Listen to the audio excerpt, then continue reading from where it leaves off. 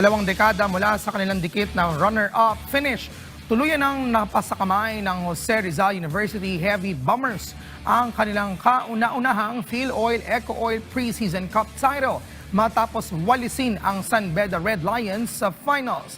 Balikan natin ang mga naging aksyon sa hard court sa ulat ni teammate Jamaica Bayaka.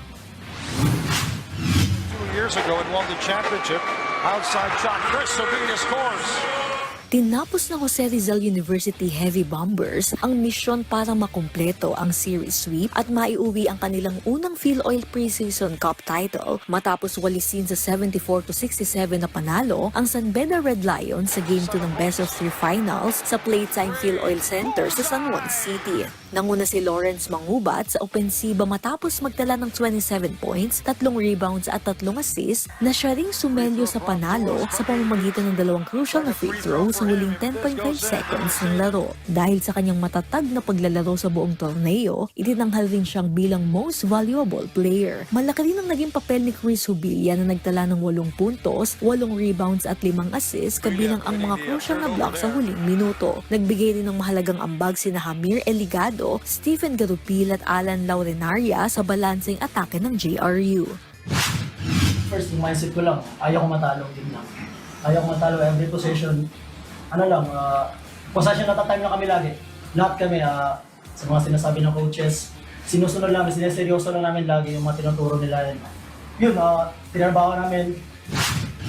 Samantala binigyang diin ni head coach Nani Epondula na mula pa sa simula ay inihanda na nila ang koponan hindi lamang sa pisikal kundi pati sa mental na aspeto na naging mahalagang sandigan ng kanilang pagkakampyon.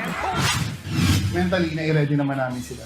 Pero yun nga, yung kanina, medyo yung nakakahabol yung San Beda. So actually, it's not about X and O's anymore. Kumbaga parang more on motivational na lang kami. Yung sinasabi namin na napaka hirap na ng trinabaho nila para mag-give up ng 5 minuto na lang ang natitira. So, kaya I give all the credit sa kanila na, they come ready to play. Nakumpleto ng JRU ang torneo na may isang talo lamang at winalis ang San Beda sa lahat ng 3 nilang pagharap sa preseason. Ito rin ang kauna-unahang Phil-Oil Preseason Championship ng Heavy Bombers, 20 taon matapos silang maging runner-up sa inaugural edition noong 2006. Jamaica Bayaka para sa Atletang Pilipino, para sa Bayan.